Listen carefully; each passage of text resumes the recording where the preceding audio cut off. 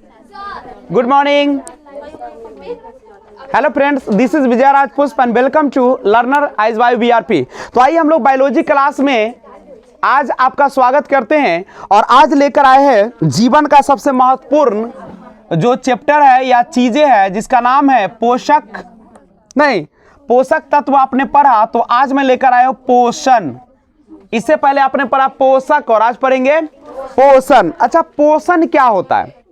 पोषण का अर्थ ही होता है जो आप क्या करते हैं, भोजन लेते हैं, वह सब आपका क्या कहलाता है? पोषण। पोषण है क्या? तो जो आपके शरीर की जरूरत होती है उसको पूरा करने के लिए विभिन्न प्रकार के पदार्थों का आपके शरीर में जाना क्या होता है? बहुत ही जरूरी होता है। उसी को हम लोग क्या कहते हैं? पोषण। अच्छा, पोषण जो होता है दो तरीके का हो सकता है, संतुलित हो सकता है और असंतुलित। संतुलित पोषण कौन होता है? जिसमें जीव के लिए आवश्यक सभी पोषक तत्व, जितने भी पोषक तत्व है, ऐसे आप पढ़ चुके पोषक तत्व कितने होते हैं? 4 होते हैं मेन रूप से। शरीर को वृद्धि करने वाले, शरीर को निर्माण करने वाले, शरीर को उपापचय करने वाले, और एक कौन होता है जो आपके, बताइए जल्दी से बताइए। 4 आपने पोषक पदार्थ के बारे में अध्ययन किया था नहीं? और एक ऊर्जा उत्पादन करने वाला है नहीं, वही ना 4 था। तो आज हम लोग पोषण देखते हैं। तो उन 4 में हम पूरे पोषक पदार्थ को बांटते इस प्रकार से। एक होता है कार्बोहाइड्रेट, प्रोटीन, वसा, विटामिन, खनिज लवण एवं जल। यही ना आपके जिंदगी चलाने के लिए जरूरत है, यही ना? तो प्रतिदिन आपको इतना चीज उचित मात्रा में लेना चाहिए, ना ज्यादा ना कम। कार्बोहाइड्रेट, अब कौन चीज कहां से मिलता है आपको मैंने लिस्ट दिया है नहीं। अगर अभी तक आप अनजान हैं तो वीडियो पीछे वाला जाकर देख लीजिए। पोषक तत्व का 3 वीडियो बना हुआ है। तो आज पोषण शुरू करते हैं। चलिए, अब पोषण करेंगे। पोसाएगा बच्चा कैसे? तो पोसाने के लिए आपको सबसे पहले जानना जरूरी है कौन सा चीज को? संतुलित पोषण। यानी प्रत्येक जीव को अपने जीवन यापन करने के लिए नहीं, कुछ आवश्यक पोषक पदार्थ की जरूरत होती है और वह अगर पर्याप्त मात्रा में मिल जाए तो उसी को हम लोग क्या कहते हैं? संतुलित पोषण। अच्छा, एक बात, आजकल दूध को, अभी तक हम लोग जानते थे दूध और पपीता, आप सभी को पता है काफी इंपॉर्टेंट है हमारे जीवन में, दूध एवं पपीता। पपीता को संतुलित आहार कहा जाता है। अगर एक पपीता आप खाते हैं इसका मतलब है कि कार्बोहाइड्रेट, प्रोटीन, वसा, खनिज लवण और जल सारा का सारा मात्रा मिल जाती है नहीं। तो ध्यान रखिएगा, हाँ, पका हुआ पपीता जो होता है नहीं, ऐसे आपको सारे विटामिनों से लवरेज रहता है, ठीक है? तो प्रत्येक व्यक्ति को पपीता क्या करना चाहिए? लेकिन वो बाजार वाला नहीं खाना चाहिए, अपने पेड़ में पका हुआ खाना चाहिए ताकि वह आपके शरीर को नुकसान ना करे। और दूध को संतुलित आहार पहले कहा जाता था, समझ रहे हो बच्चे लोग? लेकिन संतुलित आहार है नहीं, क्योंकि इसमें जो होती है आयरन और विटामिन सी का अभाव होता है। पूछेगा कि बताइए दूध में कौन से 2 पोषक तत्वों की कमी होती है? तो आयरन और विटामिन सी। सारा चीज पाया जाता है लेकिन आयरन और विटामिन सी नहीं पाया जाता है। कोई दिक्कत है क्या? समझ रहे हो? पपीता में सारा विटामिन, यानी अगर कोई बच्चा प्रतिदिन एक पपीता और करीब करीब नहीं, एक गिलास छोटा वाला जो है 150 ग्राम अगर दूध लेता है, 150 के 250 ग्राम, करीब करीब 250 ग्राम, तो उसको किसी भी प्रकार की बीमारी होने की संभावना कम रही। देखिए, हमारे जीवन को चलाने के लिए सबसे ज्यादा जो महत्व है जल का महत्व है। अगर जल प्रदूषित होगा तो 50% बीमारियां आपको होने की संभावना है, और जल अगर आपका शुद्ध है तो उसमें आपको 50% बीमारी से ऐसे ही सुरक्षित रहते हैं। इसलिए अपने घर में आरओ का प्रयोग करें। खेत बेच लीजिएगा लेकिन वो आरओ 10,000 का लगवा लीजिएगा नहीं। अब तो संस्था में भी आने लगा है क्या? अब 6500 में आती है, 6000 में भी आरओ आ जाती नहीं तो गर्म करिएगा उतना, जितना में गर्म कीजिएगा ना, जितना गैस जलाइएगा उतना में आपको आरओ सस्ता हो जाएगा। 6000 का तो बात है, 6500 रुपया हमको भी दीजिएगा, हम लगवा देंगे, ठीक है? तो यहाँ पे देखिए जल 50%, अब सुनिएगा, एक बात और बता दूं कि संतुलित आहार व्यक्ति के आयु, लिंग, स्वास्थ्य, व्यवसाय पर निर्भर करता है। मान लीजिए कोई खेत में काम करने वाला है, परिश्रमी है, शरीर शारीरिक काम करता है, तो उसको ज्यादा कैलोरी की ऊर्जा जरूरत होगी। लेकिन जो व्यक्ति पढ़ता है, मानसिक काम करता है, उसको क्या होगी, कैलोरी की कम जरूरत होगी। एक जो युवा मनुष्य होते जैसे आप लोग हैं, तो आप लोगों को कम से कम जो है वह सामान्य कार्य करने के वाले के लिए करीब करीब 3000 से लेके 3500 कैलोरी ऊर्जा की जरूरत होती है। याद रखिएगा, आम इंसान को कितना जरूरत होती है, 3000 से लेके 3500 कैलोरी की जरूरत होती है। करेक्ट है। अब एक चीज और आपको बता दूं, इसी में सब आ जाएंगे। अब सुनिएगा, अगर आप चाहते कि आपको ऊर्जा मिले तो 90 ग्राम आपको लेना चाहिए प्रोटीन प्रतिदिन। क्या करिएगा, 90 ग्राम एकदम किलो बटकरा रेडी रखिएगा।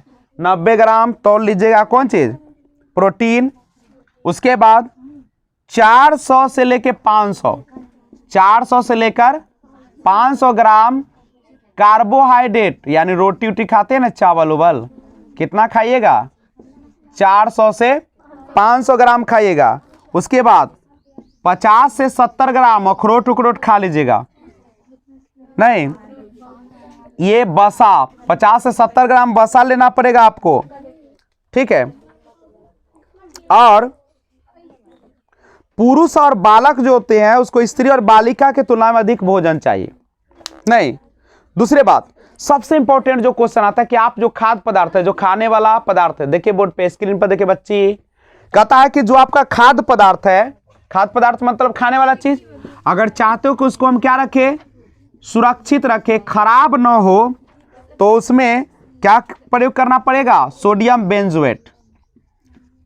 खाद्य पदार्थ को सुरक्षित रखने के लिए सोडियम बेंजोएट का प्रयोग करना चाहिए। किसका प्रयोग करना चाहिए, ठीक है। इसका फॉर्मूला होता है C6H5COONA।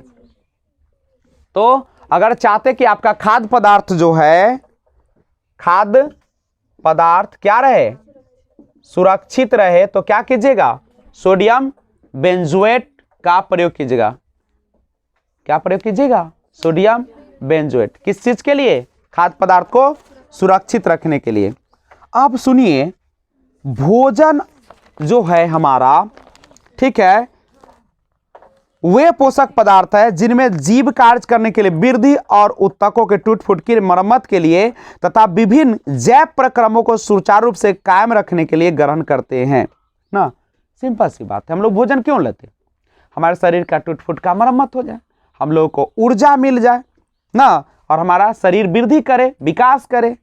ये ना कि बच्चा जन्म ले लिया उधर ना उंघरा दिए, तो ऐसे नहीं होगा। बच्चे को शुरुआती जो होता है ना विकास, शैशवावस्था जो होती है, प्रसव अवस्था के बाद जब बच्चा जन्म लेता है तो 2 साल तक सबसे महत्वपूर्ण काल, वैसे तो सारा काल महत्वपूर्ण है, करीब नहीं, बच्चे का 18 से 19 साल तक का विकास बहुत जरूरी है, क्योंकि आपके शरीर का जो डेवलपमेंट होता है लगभग वो तो जीवन पर्यंत होता है विकास, लेकिन वृद्धि जो होता है करीब 21 साल के बाद लगभग क्या हो जाती है, रुक जाती है। यानी 21 साल तक हम लोगों को बच्चे पर पूरा ख्याल रखना है, लेकिन 21 साल हम नहीं पोसेंगे, हम पोसेंगे कितना दिन, उसको 18 साल तक ही पोसेंगे, 18 से 19 साल तक वो नहीं पोसेंगे, उसको मुश्किल से हम 11 से 12 साल तक ही पोसेंगे।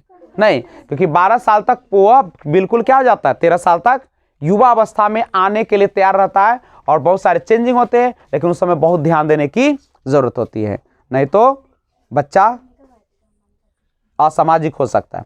तो लेकिन जो भोजन लेते हैं ना आप लोग, उसको 3 वर्गों में बांटा गया। कितने वर्गों में बांटा गया, एक होता है ऊर्जा प्रदान करने वाला, एक होता है शरीर निर्माण करने वाला, एक होता है एंटीबॉडी, जिसको बोलते हैं एंटीबॉडी, समझते हो, शरीर के प्रतिरोधी क्षमता, समझते हो, प्रतिरोधी क्षमता मतलब होता है जैसे हमारा शरीर के अंदर भी क्या होती है, बाहर के रोगों से लड़ने की क्षमता, जिसको एंटीबॉडी बोलते हैं, प्रतिरोधक क्षमता बोलते हैं।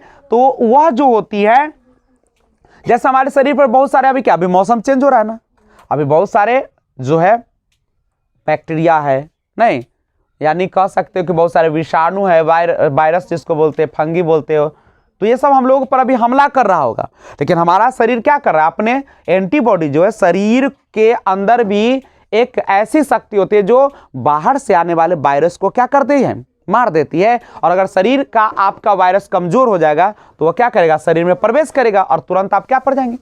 अभी जैसे अभी मौसम चेंज हो रहा है ना, अभी सर्दी खांसी तो सबको होगा, लेकिन बहुत सारे जिसका शरीर बिल्कुल कमजोर होगा वो तुरंत अभी बुखार से ग्रसित हो जाएगा। नहीं, तो ध्यान रखिएगा, इसीलिए अभी मौसम जब चेंज हो रहा है, गर्म पानी पीजिए, ताजी फलों का खूब सेवन कीजिए। बार बार कह रहे हैं कि गाजर का भी हलवा खूब खाइए, नहीं, तो ध्यान रखिएगा। अच्छा, मानव शरीर को कैलोरी कितना चाहिए, देखिए हल्का काम अगर कर रहा है तो 2000 से 2100, 2000 पुरुष को चाहिए और स्त्री को 2100 हल्का काम। 8 घंटा काम कर रहा है तो पुरुष को 3000, अब स्त्री 2500, कमे में काम चला लेती है ना। और कठिन परिश्रम अगर कर रहा है पुरुष तो 3600 और महिला को 3000, 600 ऊर्जा का बचत हो जाता है महिला के साथ। नहीं, मेहनत उतने करेगी लेकिन उसको ऊर्जा कम चाहिए, माने स्टेमिना उसका ज्यादा होता है। नहीं, स्टेमिना रोग से माने काम करने की शक्ति। अब देखो, अब कितना कितना तुम भोजन लोगे इसका लिस्ट आपको दिखाया गया है, तो आप लिस्ट को क्या कर लीजिएगा, लिस्ट को पालन कीजिएगा। देखिए यही लिस्ट है ना, कितना अन्न खाना है, दाल खाना है, पत्तीदार सब्जी खाना है, उसके बाद सब्जी, दूध, कंदमूल, गुड़ या शक्कर, बसा या तेल, एक हिसाब से खाइएगा। स्क्रीनशॉट ले लीजिएगा ना, टांग दीजिएगा घर में। तो ध्यान रखिएगा, फिर से एक बार बात करूं, पोषण, पोषण क्या है सबको पता है। हमारे शरीर को विभिन्न प्रकार के पोषक पदार्थों की जरूरत होती है जो हमारे शरीर को क्या करती है, जरूरतों को पूरा करती है, उसी को हम लोग कहते हैं पोषण। और संतुलित पोषण किसे कहते हैं, वैसा पोषण जिसमें कार्बोहाइड्रेट, प्रोटीन, वसा, खनिज लवण और जल सभी पोषक तत्व मौजूद होते हैं, उसको संतुलित आहार कहते हैं, संतुलित पोषण कहते हैं। याद रखिएगा, दूध को संतुलित आहार नहीं माना जाता है। क्यों नहीं माना जाता है, चूंकि इसमें आयरन और विटामिन सी की कमी होती है। पपीता में सारा विटामिन और जितने भी खनिज लवण सब पाए जाते हैं। और बीमार अगर नहीं पड़ना चाहते हो तो घर में आरओ लगवाओ, 50% गैस्ट्रिक का जो समस्या आता है दूर हो जाएगा, पेट सुरक्षित रहेगा, घर सुरक्षित रहेगा। नहीं तो जल शुद्ध पीजिए। एक मनुष्य को, सामान्य युवा मनुष्य को 3000 से 3500 कैलोरी ऊर्जा चाहिए, 90 ग्राम प्रोटीन, 4 से 500 ग्राम कार्बोहाइड्रेट, 50 से 70 ग्राम वसा की जरूरत होती है उसे। और खाद्य पदार्थ को सुरक्षित रखने के लिए सोडियम बेंजोएट का प्रयोग करना चाहिए। नहीं, और उसके बाद इस चैप्टर को हम यहीं पे क्या करते हैं, क्लोज करते हैं और फिर मिलते हैं एक और वीडियो के साथ। तब तक टेक केयर। लेकिन जाते जाते हेलो सुनिएगा, एक और काम कीजिएगा, अगर आपको वीडियो अच्छा लगा तो लाइक करके, अगर नए व्यूअर्स तो सब्सक्राइब कीजिएगा और लिंक शेयर करते रहिएगा। Thanks for watching, keep watching. जय हिंद, जय भारत, वंदे मातरम।